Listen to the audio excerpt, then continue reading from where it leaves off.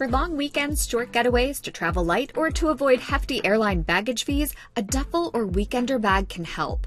We packed and checked out 10 different bags to find the best for a variety of travelers.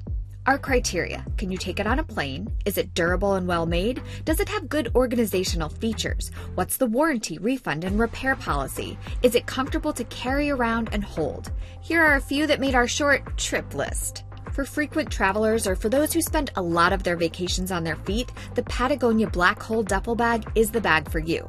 It's lightweight, packable, and comfortable. It also converts into a backpack. When you think duffel bag, this LL Bean is often what comes to mind. Classic and rugged and really well made. It's slightly larger than most of the other bags we tried out, and it comes backed with a generous 1-year warranty. Our only beef, it could have more pockets. When it comes to pockets and compartments, consider this Beis. It has a structured opening, which makes it easy to pack, and a shoe compartment, which comfortably fit 4 pairs of size 6 shoes. It does make it a bit heavy, though. If you're traveling with tweens, teens, and older kids, this Herschel bag comes in a variety of fun colors, and it's super lightweight. It's also a great budget buy.